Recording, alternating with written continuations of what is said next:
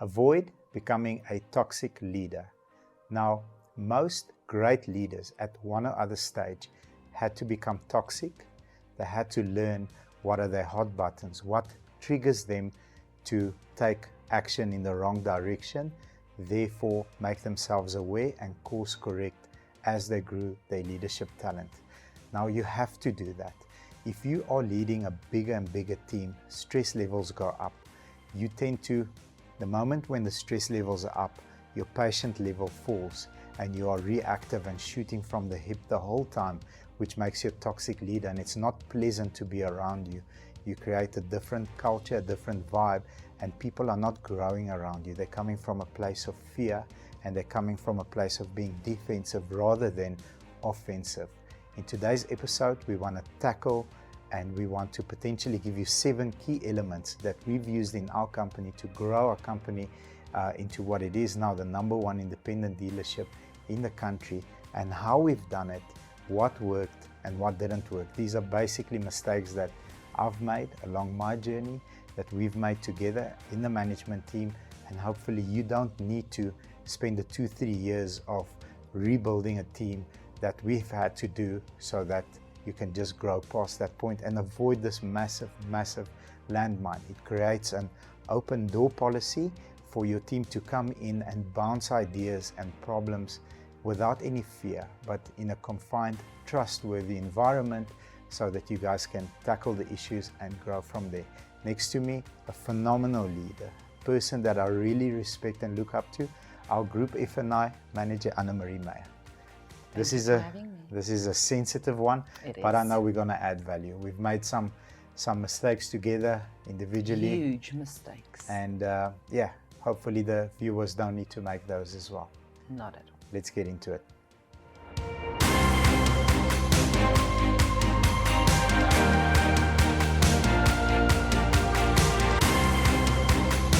So let's get into the 7 steps on how to create that safe environment for your team to be able to come and process issues with you without any fear. I know it's easier said than done, but if you have the listicle and you follow it, the chances of success are a lot greater. And we've seen it in our company. We've seen it. Are you ready? You're going to take ready. The first one. So be able to take constructive criticism, even if it comes from those below your level. Well, I can only start by saying this is, I think, the most difficult part of our jobs, is to maintain a healthy relationship at all times. And people below you don't want to criticize you because they're scared. So you need to set a platform to say, right, ideas. And we've encountered that a lot of times. I ran into that every time we've got a bit of a grow spur. We run into that because we in a rush, it's busy, it's a fast pace, and then suddenly you feel, okay, the people are just stepping away. So when you walk in, it's quiet. They step away. And that is going to be your first sign to realize Patience levels are too low. Yes. You've got to understand that these people are stepping away from you because you've been too hard on them. Yeah. And then it's time to make that small adjustment again to say, guys, we're going to have a comfortable chat. So give me all your ideas. We've tried the letters before. That worked wonders. But they need to tell you what they don't like and what they would want to change. Because sometimes they've got better ideas that you've been missing along the way. Absolutely. It's important to give them credit. So I remember recently, like a couple of weeks ago, the wash bay manager, said to me, he's got an idea of parking the cars a certain way in one of the wash bays. And by doing that, we could wash between 2 and 4 more cars per hour, which is very important. In an 8-hour day, you're washing 20 cars extra per wash bay. It's a lot of vehicles and that get cleaned. It's things that we don't deal with on an hourly basis anymore. So sometimes 100%. we need to let them lead us. 100%. Then what you need to do is give them the recognition. Call the team. According to me, this was the best way. According to Jim Pitt, this is the best way. So thank you very much, and then we improve. Cool. Number 2, do not be manipulative. So toxic leaders will be manipulative in order to save face. So blame shifting. We always discuss a book, 48 Laws of Power. It's a phenomenal business book. And they speak of the time in the ancient armies when the king miscalculated the amount of food necessary for the army to be able to do the war. So they ran out of food. So the king called the trusted general and said, you're going to come up and say that it was your fault. So he said, but it's not my fault. You made the calculation. He says, yes, but you're going to take the blame. So after, thinking about it, he said, but it's not my fault. He said, yes, you're going to take the hit for this. So eventually promised his family lots of wealth to be able to take the blame and chopped his head off. I know that's very drastic, but that's a manipulative way for the king to save face, look good in front of the army, but he got rid of his best general. So if you are a leader that's willing to do that, you're toxic. You rather come up and say, listen, I've made a terrible mistake. It's part of my job as a leader to make big mistakes and course correct. And this has cost us R1 million. This mistake has cost us R1 million and has put us 3 months behind. In order for us to grow from this, boom, boom, boom, these 3 or 4 things need to happen. And are you guys with me? I'm sorry. I'll make better decisions. I'll run things past you guys better. We can move forward. True. But that comes with accountability. Yes. Being open for that conversation. Yes. But, to be manipulative and, do blame shifting so that you can save face, eventually the staff pick it up. They will never say to your face, but they'll say, okay, but you made this look out to be like it's this person's fault, but it's actually you who didn't do 1, 2, 3. But a leader needs to accept that it's always your fault. Yes, everything is your fault, good or bad. Everything is your fault, and that is wrong. Okay, number 3 that we have here, do not speak of I in the team. This creates a narrative of narcissism. So narcissistic leaders, I think in an environment where it's a communistic environment, it's a very controlled, tight environment, maybe might work. We've got some history to back that statement up, but in a company, capitalism, like South Africa, narcissism doesn't go very far. But I've got a team of 17 people. Yeah. I can't do that work alone. And that is the first question you need to ask yourself. Can you do this alone? You don't need that team. So then you can speak to everyone about I. But this is a team. We as masterclass, we meet every week the same time for 4 hours, but it's we. Yeah. It's not I. And unfortunately, people pick it up. They sense it. Because if you're going to walk in and say, I made it, we made the target. Yeah, and that's very important. At this stage of the game, we've got 5.5 million views because we've got the best script writers, videographers, and the team, that's outside the shot that created the success. But it's double up. It's not only the 100%. 3 of us when Eddie is here. It's more. Absolutely. And they need to get the credit for it. Absolutely. Otherwise, we can't win. Alone, you can win a game, but you'll never win the championship. We'll most probably sit here and only do 1 episode. Yeah, 100%. And it will look funny. It will. Seek input from those outside the organization, those that can be objective. So that means if I need criticism on, let's say, for example, on our income, I've got an accountability partner that is way ahead of me in terms of income. He's, I trust him so much. He kicks my ass every time I speak to him. It's not a problem for him to tell me, no, you are winging these 4 areas. That's why the result is not improving by 25%. It's only improving by 11%. So you have to seek counsel from outside your company, from somebody that has moral authority. It's very important. You can't seek counsel from someone that thinks you're a rock star and is behind you in your career. You'll never grow. It needs to be someone that's way ahead and is very comfortable to tell you, you're talking BS, okay? Put on your big girl pants, lift yourself up and go and do some real work. You've got lots of work to do. So it has to be subjective. No, but that's true. 100%. So number 5, have supportive relationships. Employees have personal problems and, ones that cannot be resolved by themselves. You have to have a supportive relationship with all your employees on all levels. It's difficult, but you have to do it. We had this discussion some time ago. Unfortunately, what happens outside of the office, they don't need to share it in detail, but just listen.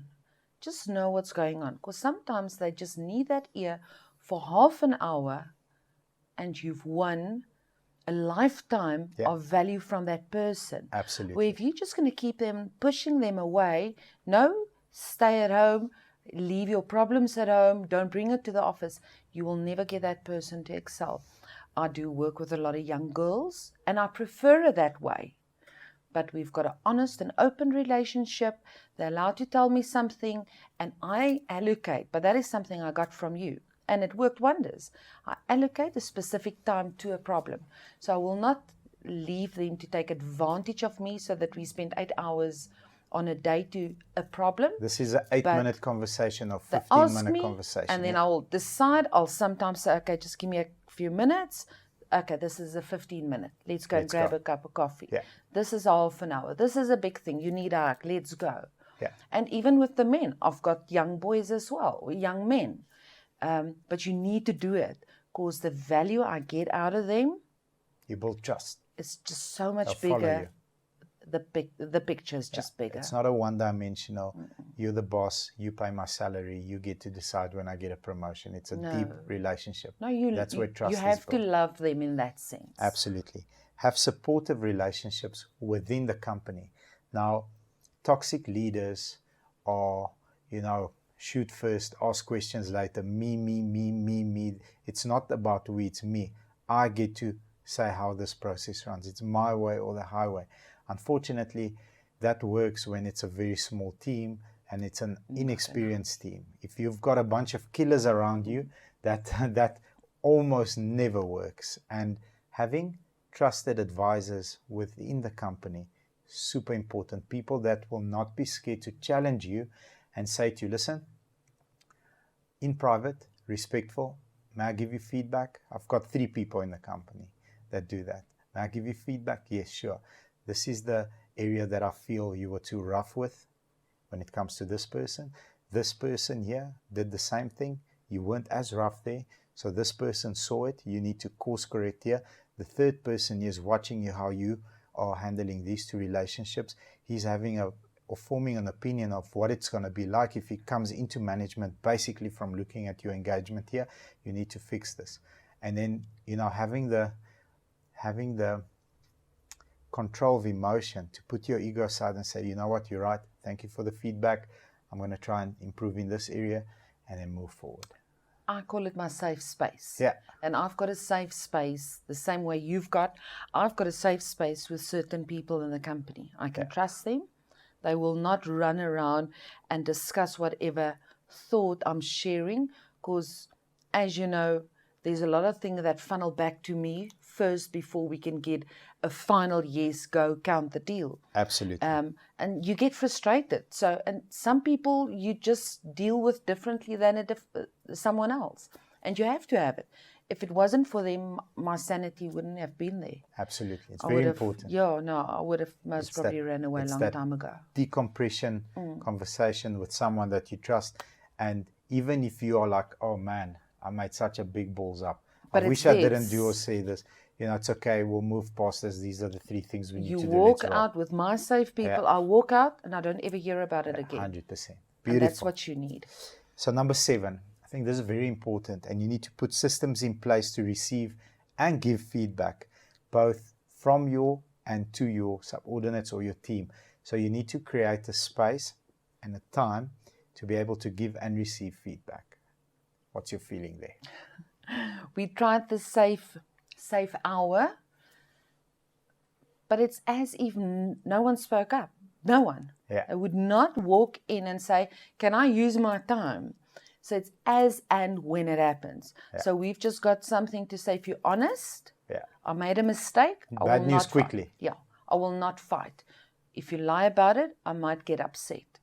So our safe space in my office is called the no lying rule. So if you made a mistake, even if we've had multiple money mistakes, a 4,000, a 3,000, a 5, I think the highest was a 15,000 Rand mistake. As long as they admit, not blaming someone, and come with a solution, then normally I'll deal with it in a much easier way than trying to hide it. Because if I catch it, then obviously you're fuming about it. So our safe space is the no lying rule. Yeah. Our safe space, when I deal with the branch managers, because we have a morning meeting, they know that if they're in that room, trust level is at a 10.